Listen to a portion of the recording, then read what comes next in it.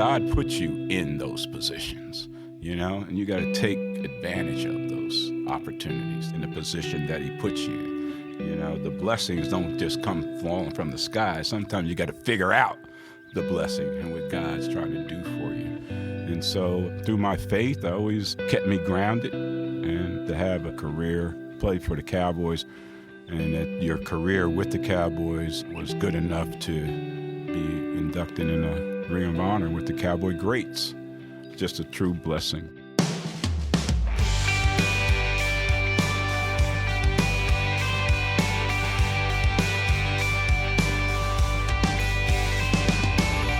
Hello, and welcome to More Than Sunday, a weekly podcast where we take a deeper dive into the stories, themes, and questions of our faith. My name is Eric Chakowski. I'm one of the worship directors here at First United Methodist Church, Richardson.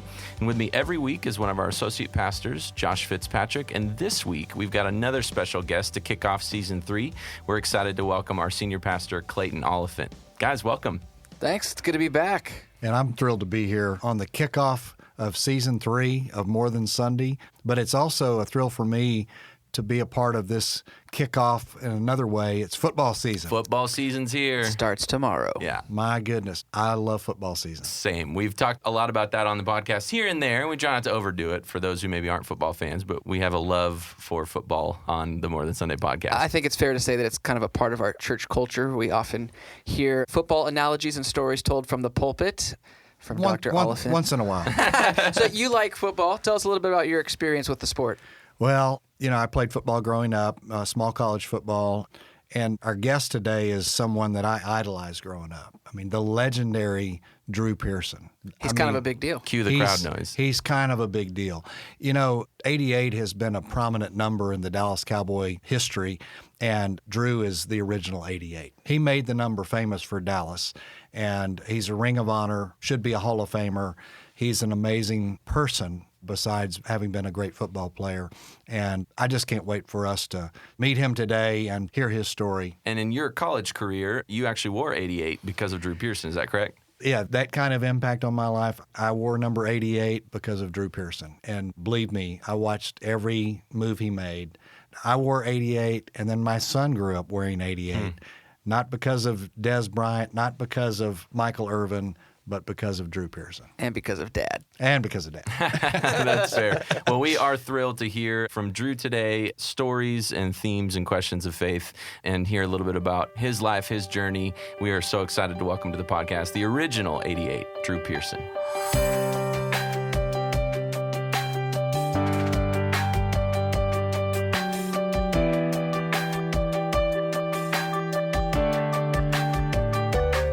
Well, we are here with a guest that we are so excited about today, the original 88 from the Dallas Cowboys, Drew Pearson. Drew, it is so great to welcome you to the podcast. Thanks for being here. Hey, thanks for having me, guys. Right on.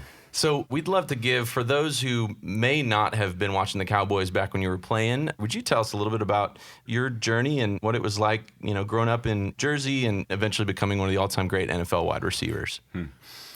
As a kid, I always dreamt of being a pro athlete. That was my thing. I didn't like music. I didn't like arithmetic. I didn't like English. I love sports. And that was my thing. The only reason I did so well in English is so I could read the sports page. That's good. But anyway, that's what I did as a kid. I played sports all the time. If my mom needed to find me, she knew I was at the schoolyard. We had a schoolyard right down the street, and I would throw the ball back and forth on that wall and catch it, get closer and closer, throw it harder and harder, developing my hands. I would draw a square box. That would be my strike zone, and I would strike out the whole New York Yankee lineup. And I'd be going through these little things in my head, like, the crowd and all this kind of stuff. So that was my thing my whole life. And, back then you had to read the newspaper to get all your information. And thank God my dad was into that, because we got New Brunswick Home News delivered, the New York Star-Ledger delivered. So that gave me a chance to read some sports pages and keep up with what was going on. And so that's what I did. And initially, as a kid growing up, I had a bone disease going into the 8th grade. I couldn't play sports for a whole year. Really? That was the diagnosis. It was called Osgood Slatters. My grandsons went through it. My son went through it. The bone in your leg grows faster than your body, and it presses against the skin. It's really tender and really sore. So I went through that in the 8th grade, and I couldn't play any sports. And after about 6 months of that, I played in the summer league. And I got MVP, most valuable player, and we won the championship. Wow. So I had 2 trophies, and I couldn't take them home. Nicky Genova still has my trophies. You're not bitter, though. The alternative was to, because Dad spent all that money to get tested or examined and all that. And if I told him I was playing sports after all that, I would be in big trouble. So I got to play my freshman year. We moved to South River, which was a blessing because Edison didn't have a very good football team. My brother played there in 3 years, won 1 football game. Wow. So we moved to South River, which was pretty much a high school football powerhouse. If you're a kid growing up in South River, you play. We had a history. We have a Hall of Famer there, Alex Wojciechowicz, one of the 7 blocks of granite at Fordham. He was a center. He's in the NFL Hall of Fame from South River. Joe Theismann is from there and all that kind of stuff. Actually, I played with Joe Theismann in high school. So my freshman year, after sitting out all this time, I'm eager to go. So now it's football season. And so I said, I got to play the positions where the most action is. So I played middle linebacker, believe that? I played middle linebacker on defense and quarterback on offense. And so I was touching the ball around the ball all the time, and that got me back into it. And going into my sophomore year, Joe Theismann was our quarterback. Wow. We had a great team. No sophomore ever gets to start for South River High School. Okay, you have to wait your turn in line to get your opportunity. But I was able to start at wide receiver and then at safety on defense, free safety at that. And I played a deep free safety, man. If a guy got past me, God bless him, because it is a deep free safety. But anyway, I caught my first touchdown pass in high school, my first game I ever played from Joe Theismann. I caught a 60-yard touchdown pass, and I caught it standing in the end zone.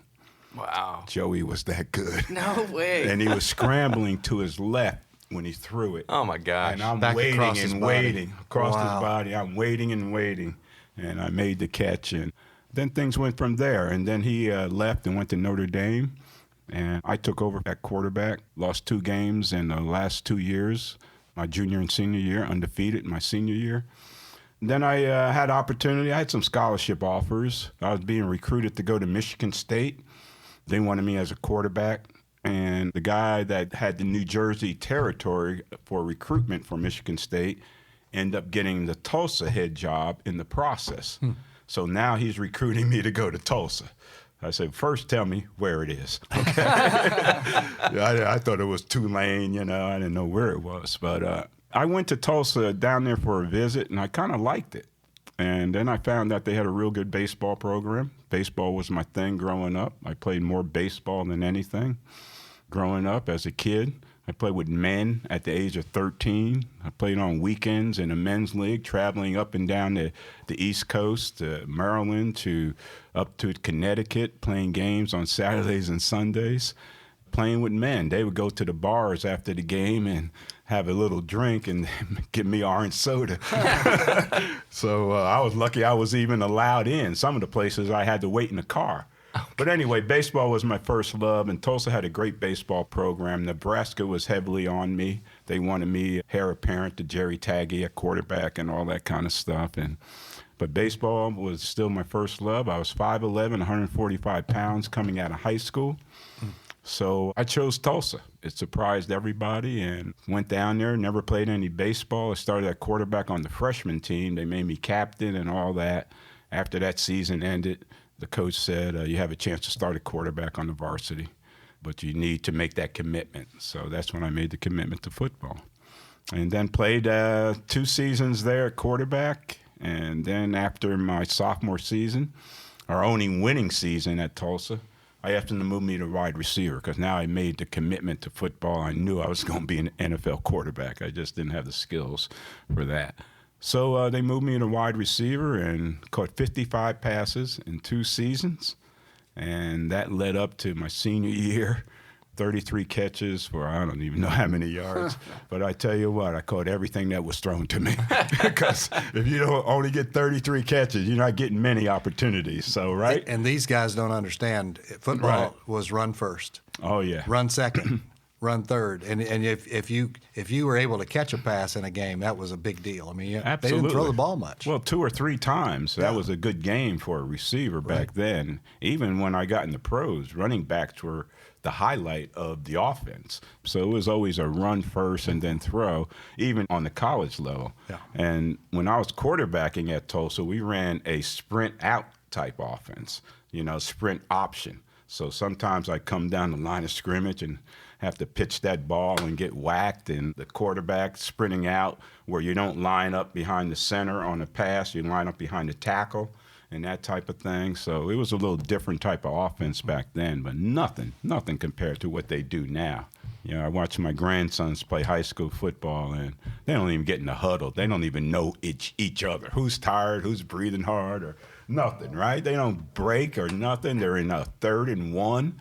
And the quarterback 6 yards back. It's a different game. It's a different game. It's different. Yeah. But anyway, at Tulsa, I didn't have much success there. 3 head coaches, 3 losing seasons, 3 years of probation. Got a great education there, and that's most important right now. But athletically, things didn't go well. Time for the draft. I did have about 3-4 teammates get drafted, one in the 2nd round, Ralph McGill. He went as a defensive back to San Francisco, I believe. Arthur Moore in the 2nd round went defensive end to New England. So this is 17 rounds, and no one drafted Drew Pearson. So I was disappointed because people were telling me that you had the potential to be drafted at least in the 16th or 17th round. Gee, but didn't get that opportunity, so I had to sign as a free agent. My phone started ringing after the 2nd day of the draft. Thank God for that. Green Bay called, Pittsburgh called, and Dallas called. And Dallas was in town. And Pittsburgh was offering more money than what Dallas offered. But Dallas was there, And so I went to visit Bob Griffin, the scout for the Cowboys, at the Camelot Hotel on Interstate 44. I was married at the time. My father-in-law was the late, great Marcus Haynes. Harlem Globetrotters. Yeah. And he's very much a disciplinarian. I found out later after I married his daughter. But anyway, he had given us as a wedding present a 54 Ford. Wow. It was yellow with a white top and had stick shift on the column. So I'm bucking my way all the way down, all the way down to the Camelot Hotel, eating up all the gas in the car. And Bob Griffin was there, and F.A. Dry was our coach at that time.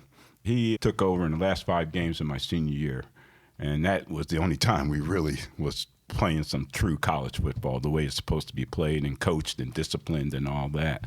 But one thing he said to all us seniors, he said, if you don't get drafted, it might work out better because you can pick and choose maybe the team that better fits you and what you might bring to the table as far as your skill set and that type of thing.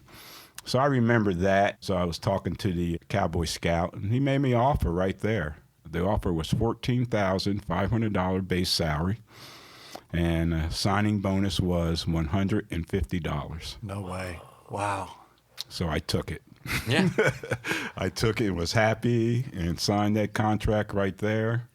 And they said, we'll get in touch with you. I went back to the apartment and celebrated with my wife and all that. And because after that, I go on campus. Everybody's like, what are you going to do now, Drew? Because you didn't get drafted. Everybody's coming down on me. And I didn't tell anybody I had already signed with the Cowboys and stuff like that. So, and the reason is because they had a history of free agents making the team, Cliff Harris and Cornell Green and a few other guys. Cliff's here in studio with us today. Yeah. Yes, that's why I keep mentioning him. Yeah. He's sitting behind me. I feel his breath on my neck. He's holding too, right? He's holding you. He hasn't hit anyone in a long time. And you got 88 on. There you go. Clayton's repping the 88. So he's like getting all excited over there. I feel like I have a target on me. Yeah. Yeah, but I chose Dallas because they had a history of free agents. It was 3.5 hours from Tulsa. I can get down there if I needed to, drive down there or whatever. And it was Tom Landry. God, who didn't want to play for Tom Landry at that time? Pittsburgh was coming through. I guess Chuck Noll was there at that time, and they were coming through. They offered a lot more money. The Rooneys got in touch with me that day, but I told them I already signed with Dallas. But I was happy with that and went down there for the first rookie camp because the draft was in February. So this is the end of February. We're there for the rookie camp. And Roger Staubach, Craig Morton, and Jack Cannon, quarterbacks then, they were there. And they were throwing to the rookies. And I was dropping everything. Wow. I mean, that's the difference for what I was getting in college to what now I'm trying to catch as a pro. I couldn't believe it because one thing I prided myself on was the hands. Oh, man, one thing I can do is catch. I might not outrun nobody, but I could catch if that ball's close. So I went back to Tulsa after that and got in the weight room for the first time ever in my life. Guys on my team, the weight coach couldn't believe it. He said, I didn't even know you knew where this was. And I didn't. You didn't lift weights back then, especially for receivers. It wasn't mandatory or anything. They said it tightens you up and stiffens, you lose your agility and that type of thing. But I knew I needed it. So strengthened my hands, and I got invited back to the next mini camp where the veterans were there. And now I'm snagging everything because I got, had a muscle going here. I'm lifting like crazy. Had some definition in my arms. My legs even got a little bigger, Cliff. And I had the skinniest legs ever. I never wore a pair of short pants other than in the locker room as a Dallas Cowboy. When we practiced in shorts and T-shirts or whatever, I had sweatpants on. I don't care how hot it was. I'm not showing anybody these legs. Skinny legs. And to this day, I never wear shorts in public. So anyway, I was able to make the team. It was hard. It was difficult. Hardest thing I ever did in my life. When I got to training camp, there was 100 rookies there. You fly in, you go into training camp, everybody's wishing you well, you're a big deal, you're a Cowboy, you get off the plane, there's a guy holding the sign, Cowboys, you're thinking you're greeting you personally. He greets you, shakes your hand, tells you to get on the bus with the other guys and wait till the last flight comes in, till the bus fills up, then we're headed to Thousand Oaks. And you're like, oh, this is the real deal now. Did I join the Cowboys or did I join the Army? So it was tough. Cliff will tell you. I mean, training camp was brutal. It was a rookie camp, straight two-a-days, a whole week of two-a-days. I mean, just brutal. Coach Landry was trying to find out who had what it took, internally, not so much with the talent, who had the toughness, the mental toughness to handle this, because when the veterans came, it went to a whole nother level. And if you weren't able to handle this, then you certainly couldn't handle that. So I made it, came through that and made the team, and Harvey Martin was my roommate, and we hung together. We both made the team together. That was pretty special. And so things started happening from there as a Dallas Cowboy. I couldn't believe it, of all things. And guys, they say success is relative. The more success, the more relatives. You make the Cowboys, you find out how many relatives. Long lost cousins. Baby, they're coming out of the woodwork. Man, I said, I thought at Tulsa, I didn't even get junk mail, okay? And you go to the mailbox every day to check, right? Thinking you'll get something. Somebody sends me something. Yeah. But no, when I made the Cowboys, I got more mail than I needed. So that brings up a good point. It's awesome to just hear your journey from beginning to making the team.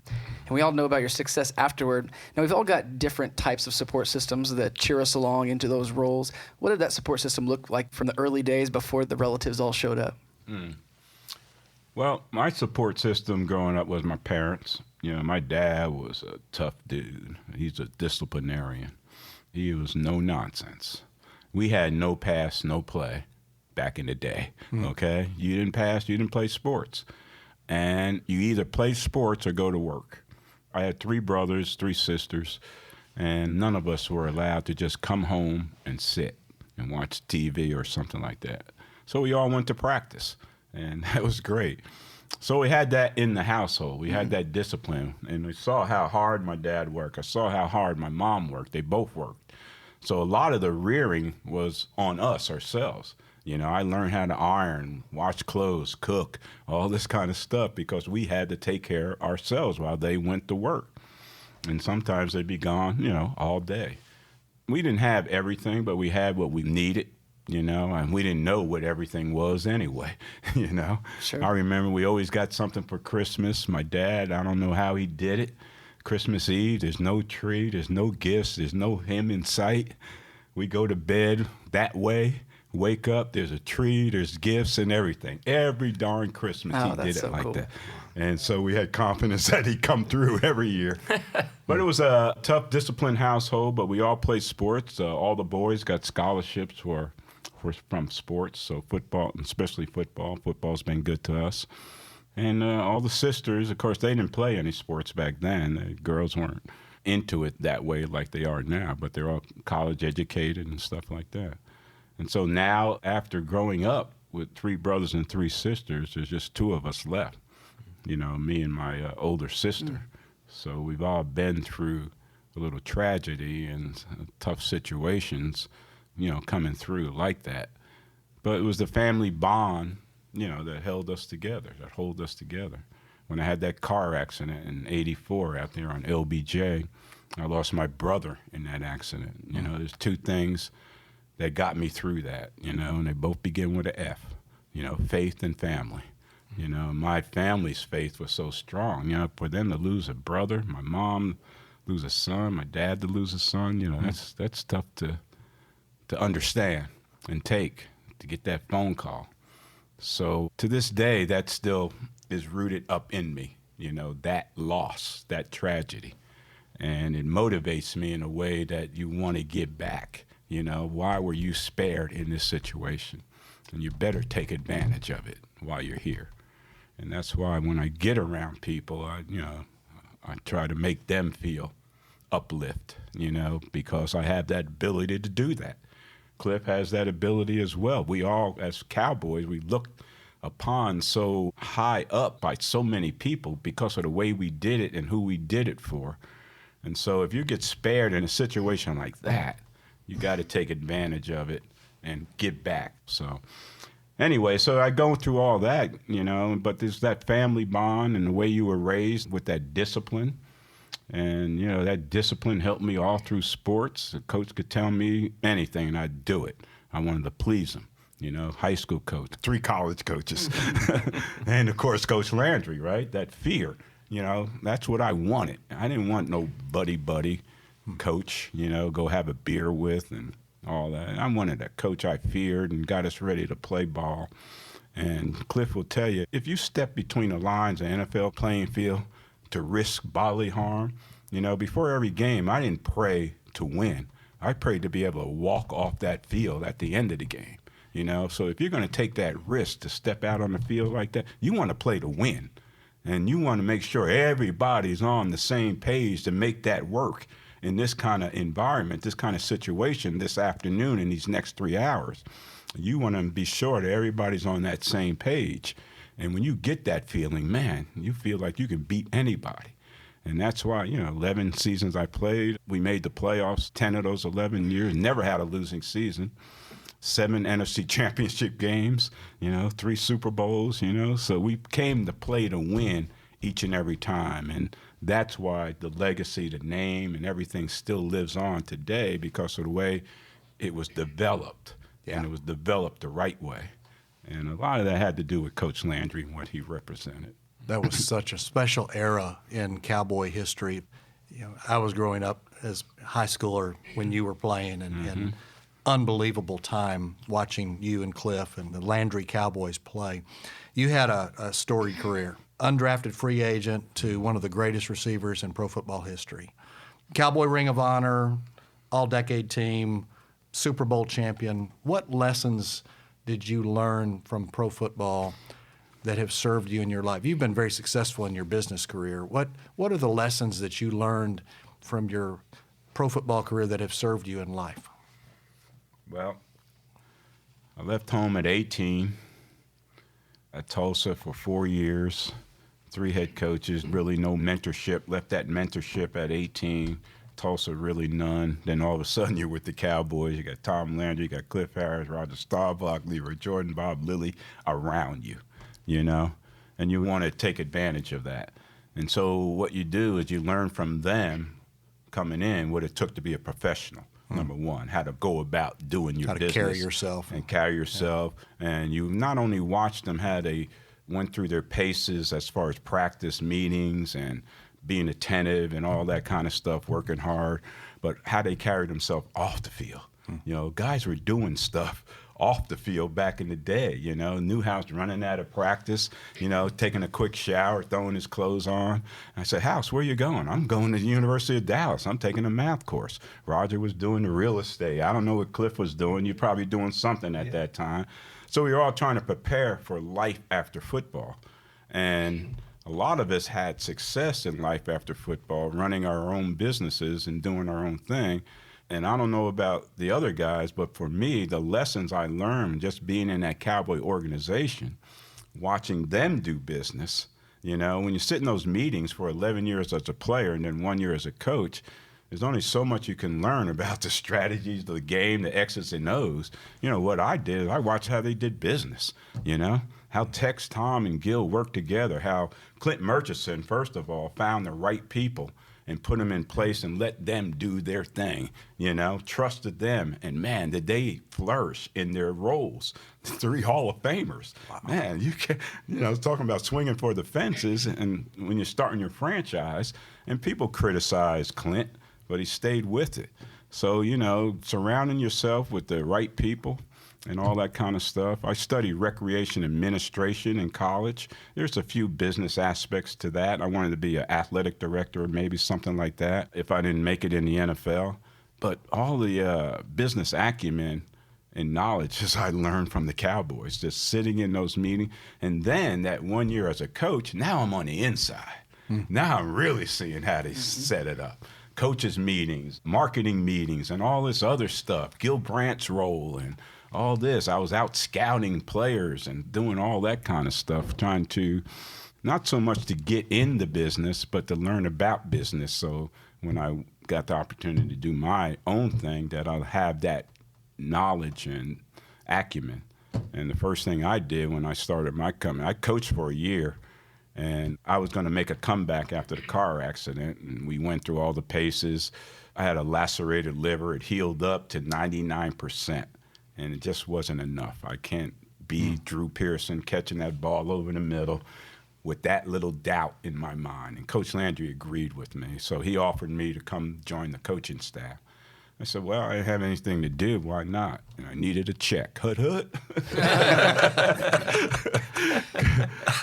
But anyway, I joined Coach Landry's coaching staff. Now I'm on the inside, and I see how all this stuff works and how it all comes together. And that's the business knowledge I took when I started my business. I coached for that year after we got run over by Eric Dickerson in the first round of the playoffs out in L.A. That Monday after that Sunday game, I went to Coach Landry and said, I'm retiring as a coach. I had these other guys interested in opening up a apparel business.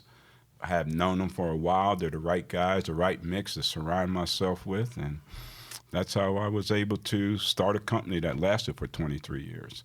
And actually end up doing business with the NFL as a licensee selling headwear, and paid them a lot more money in royalty revenues than they ever paid me for 11 years of playing NFL football, including that big per diem that we used to get. Remember that, Cliff? We got an envelope. We opened it, it'd be a 5 and 2 ones. What is this? That's your meal money, right? That's right. Oh, man. So, Drew, one of the defining plays of your career was a playoff game in 1975 when you caught a pass from Roger Staubach that some term as the first real Hail Mary pass, or really the first time that term was used. Yeah. Can you tell us that story? Yeah, that was a interesting afternoon playing those Vikings. No one really gave us a chance. Actually, we finished the season 10-4. We had a nice record in the 14 games we played, but we were the wild card team. They were the best team in the conference, so we had to go up there to play. They had just been to the Super Bowl, of course, lost. They didn't win any.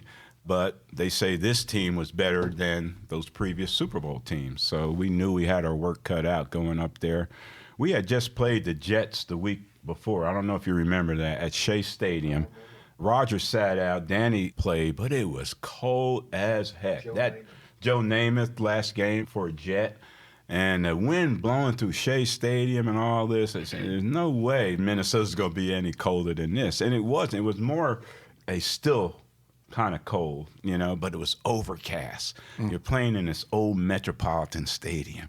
It's the Vikings. We wore white that day, and they're in their purple and gold. And this was, I think, the last game in NFL, if I recall correctly, played where both teams are on the same sideline. Oh, really? Yeah. Wow. Line, Wow. And, 10 degrees, but no wind. It was eerie, overcast, and dirt field, grass field, dirt field, part of the infield. All this makings of what NFL was back then, okay? You didn't have these stadiums with domes and, the artificial turf and suites and all that. And when they introduced us, they just told us to run, because it was boo, just a crescendo of boos. And then they introduced them. We couldn't hear who they were introducing either because they were going crazy. And they would stomp those old stands and play that music. Boom, boom, boom, boom, boom, boom, boom, boom. And they run like that. Here comes Eller, here comes Pay, boom, boom, boom. And you're like, whoa. Their socks are down in their shoes. They got short sleeve shirts on, no gloves. We couldn't have heaters on our sideline because they did not want heaters. He said, we don't need heaters. What? So we couldn't have them on our sideline. We're trying to figure out gloves, no gloves, long cleats, short cleats, long sleeves, short sleeves. And they come out ready to go. But we played them tough, didn't we, Cliff? Oh, man, that was a knockdown. You're talking about Ali Frazier. That was knockdown, drag out. The first half, no one was really doing much, but we had a 10-7 lead. They scored late in the fourth quarter. I think it was Foreman, and that made it 14-10. Now we had just over a minute or so left, and I was really upset, Cliff. Guys, I had one pass thrown to me. I was over my head and all that, and I'm mad because I can get open, man, right? Every play. Come on, man. Always open. So here we are losing, and, no action. I'm mad at Landry. I'm mad at Staubach. But when we got in that 2-minute situation, it was Roger and I, all right? Even at that point, this is only my third year in the league, but we had established that. And the thing is, Coach Landry had, through his leadership, had developed us so that when we took over in that situation where we don't have time to rely on him, plays called from the side, he knew he prepared us for that, And he knew he had the right people in place to carry those kind of situations out like that. And so that was us. We got bogged down on a third down situation, 3rd and 10. Roger hit me on the left sideline on Bobby Bryant for a first down. We moved the ball up a little bit further, and now we get bogged down again. We had a 4th and 17. Yeah, remember that play. Roger, I get in the huddle. Roger says, Drew, what do you got? I said, whatever you run it on Nate Wright's side, because even though they played zone, when you came in his territory, they pick you up man. So the counter routes were working on him. Now, Bobby Bryant on the other side, you can run 18 different moves. He ain't looking at you. He's looking through you right to the quarterback, right? So those counter routes wouldn't work on him, but they would work on Nate Wright. And Roger told me to run a post corner. And the last thing he said, when you come out of the break, make sure you got enough for the first down. Ran that post, felt Nate bite, came back to the corner, and that ball was humming. I mean humming.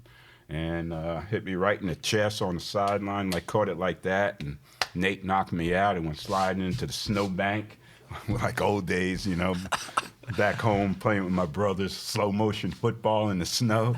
And you go flying into the snowbank. You go slide. A security guard came over and kicked me. Oh, my gosh. Yeah, that security guard is very popular in Minnesota right now. Oh, my gosh. He is. He got his own trading card. I went up there to do a signing. Nate Wright was supposed to be there, but Nate heard I was getting more money. He didn't show up. Said, Is that right? I'm running right on you again. But that security guard was there. He had the security guard uniform and his little hat, and he's got his own trading cards. No He's signing cards. He said, Drew, I've made a living off of you, kicking you. So anyway, we catch that. We get back to the huddle. We got 30-some seconds, and Roger says, Drew, what do you got? I said, man, I got no breath. Run something to the other side. He ran a swing pass to Pearson. And Preston, he tripped. And in doing that, he lost balance and ended up dropping the football. And that stopped the clock. Because if he catches this, these Vikings, Page, Marshall, Seaman, all those guys, they'll hold you down. Yeah. You know, they sit on you like that. You know, back then. That will be another play. You know, that game's over. Yeah. So the blessing to the Hail Mary was that Preston dropped it. So now we get back to the huddle, 28 seconds. Roger says, what do you got? Let's take some shots. And he actually said, you know the route you ran on Thanksgiving Day to beat the Redskins, the turn-in takeoff. He said, run that. Again, Nate Wright on the right side.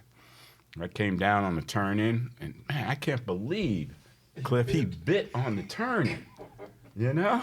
I mean, we got 28, we got no timeouts. Even if I catch it inside, you tackle me, and game's over. So he bit on the turn-in. I felt that, and I came out. I took 2 steps in and came out, and I knew he was right there. He turned, and we're even. Now I know I got him. This is where I want him, okay? Because now, if Roger throws it out there, I shift into that last gear and go get it, do the toe dance, spike it, touchdown Dallas. But the only other guy Roger told to go out on the play was Golden Richards. He said, Golden, run a post pattern down the left side of the field because he wanted to pump Golden to hold Paul Krause to that side. The NFL's all-time interception leader still to this day to that side of the field. And so he really pumped Golden. By the time he came back to me, I had run the takeoff already, and I'm way downfield. And I'm looking back, and I could see that it was going to be underthrown. Did the swim move where I took my outside arm to get inside position, right, Clint? On the defensive back. You know that move, right? It's that basketball move. How many times you use that, right? Plenty. When necessary. When Yeah. necessary, Yeah. right? To get that inside position. So you bring it around. In doing that, there was contact, but there was no deliberate push. You know, you don't see no Cliff, arm is that extension. true? Was there no push off? Defensive. My man went down with that I tell people we're playing football. This ain't tennis or golf. All right, it might be some contact when you come around like that. And I'm sorry, you're gonna have the balance to stand up through it. So anyway, I come down in my hand. The ball hit my hands. It went through my hands, and being bent over, it stuck between my elbow and my hip. You're talking about all the blessings to this play to make this play happen.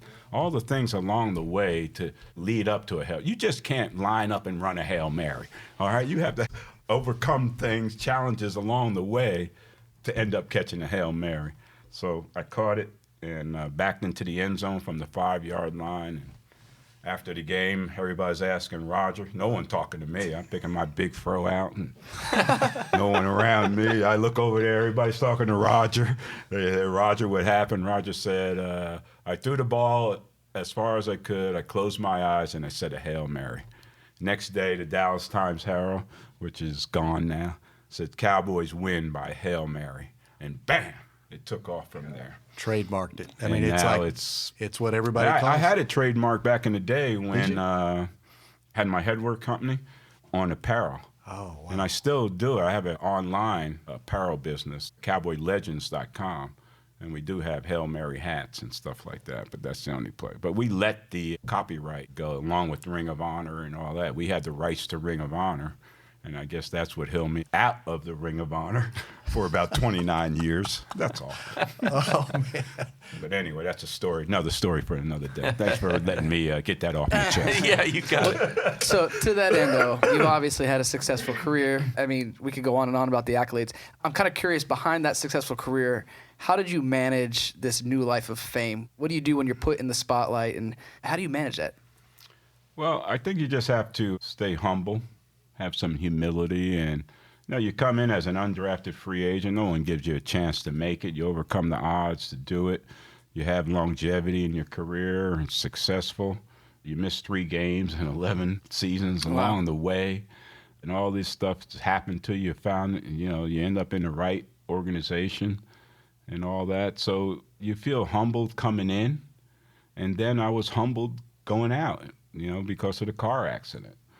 I never had any trouble handling the attention because I never thought I was better than anybody else just because I was Dallas Cowboy.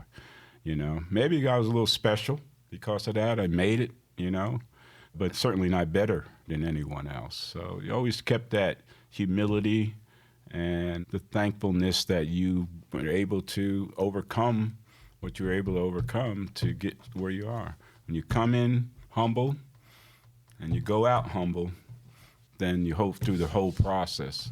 It is an amazing position that we're in because, man, you can just walk by, somebody will recognize you. You take a picture, you let them put the ring on or whatever, and you make their day. They're telling everybody from then on that they met you. How cool is that? And I'm 68 years old. Cliff is older than that. And it still happens to us. Yeah. It's truly amazing. And so you feel blessed that you have that going for you. I don't know if it'd be the same if I went to Pittsburgh or, did Green Bay, but I know it was the right place for me. And, God puts you in those positions, and you got to take advantage of those opportunities in the position that he puts you in. The blessings don't just come falling from the sky. Sometimes you got to figure out the blessing and what God's trying to do for you. And so through my faith, I always kept me grounded. And again, the way I came in, the way I went out, kept me grounded, and it still does. I still get amazed that when I watch my highlights, I said, God, is that me? Can't believe I was doing those kind of things. But I was able to do that. And for a guy that grew up just loving sports and wanting to be something, pro something, okay? Football, basketball, or baseball, whatever. And to turn out to have a career, play for the Cowboys, and that your career with the Cowboys was good enough to be inducted in the Ring of Honor with the Cowboy greats. Just a true blessing. Yeah. The only thing, I just wish I kept my hair. I just lost that in a minute. I'm with you there. It was the helmet, right? It's the helmet. Yeah. It rubs, the helmet. Yeah. It had to be the helmet, man. Look at Cliff. Well, Drew, the time has flown as we've been chatting with you. We have one more question that we ask everyone that comes on our podcast, and that question is this. At this point in your life, what's one thing that you wish someone would have told you? That's a good question, but a tough question. If you dream it, there's a chance you can reach that dream, So no dream is out of reach, if you really want to pursue that. And so if you do that, I think you'll be okay. Whatever you try. It doesn't have to be sports. That's everything. That's life. It's about that commitment you make. Coach Landry said the quality of a person's life is in direct proportion to his commitment to excellence. Remember that one? On the door leading out to the practice field. I think maybe Vince Lombardi said that at first because they worked together. But that was a favorite phrase of Coach Landry. And the key word there was commitment. Can't keep a committed person from its goal. And I was committed to making it in the NFL. Yeah. As we let you go, how far are the Cowboys going this year? Oh, this is our year. Yeah. No, we, 2 of the last 3 years, playoffs, NFC East champs. We won a playoff game last season. These guys got a swagger. They made some great moves in the offseason. Finally brought some veteran players up in here. Not these young guys. You hope that you can coach them up and play, like a Quinn, a Loka from Minnesota. Before that, Cincinnati, Randall Cobb. That's a great pickup. I mean, they're bringing in key guys because this is where they are. This is a window now. You got to take advantage of it because now what are they talking about? How we going to pay? How we going to pay this guy, that guy? But you can pay them within this window because you have a quarterback whose salary ain't killing everybody. Remember, like Russell Wilson? That's right. For years with Seattle, and they could pay all these other guys and go to back-to-back Super Bowls, because of that. So we're in that same position. So hopefully the guys realize that, and I think they do. I like Witten coming back, adding that presence to the team. I think he can bring something on the field as well. So I'm looking at the NFC East. The Giants are trying to decide young or old at quarterback. The Redskins are trying to find who is the quarterback. It might be a rookie. And the Eagles, can Wentz, stay healthy. Up. Yeah. After he got all that money, what kind of pressure is he going to feel now? There's no more Nick Foles to fall back on. The NFC East is winnable, and we could be one of the first teams in a long time to win it back-to-back. And that'll be the first goal, and then go from there. Right, Cliff? Hood, hood!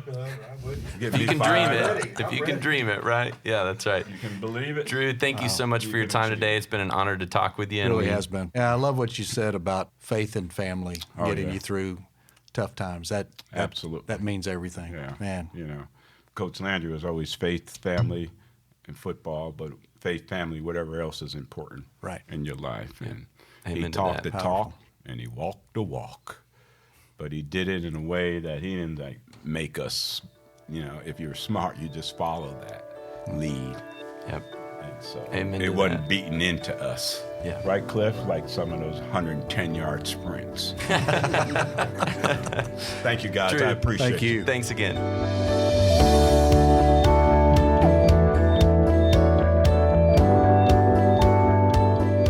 What a joy it was to talk to Drew and to have Cliff Harris in the room as well. We had an incredible time getting to know them and just chatting through Drew's stories and life lessons. We have got an incredible season lined up with a lot of great people that we want to introduce you to.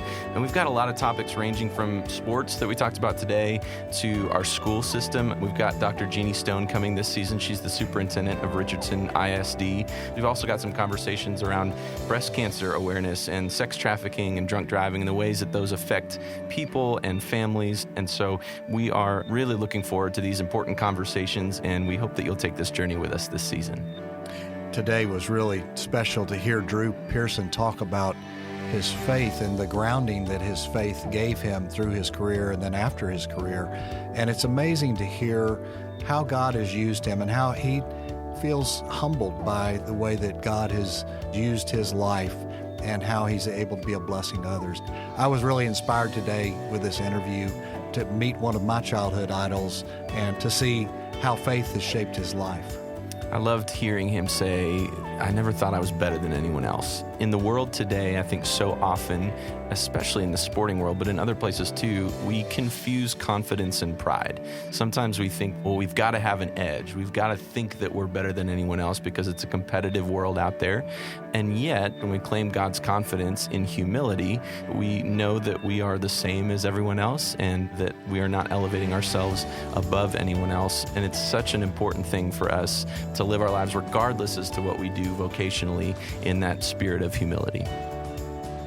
The importance of humility is a theme that we see throughout Scripture, but one of my favorite verses that speaks to this comes from the 11th chapter of Proverbs, verse 2, and it says this: "When pride comes, then comes disgrace, but with humility comes wisdom."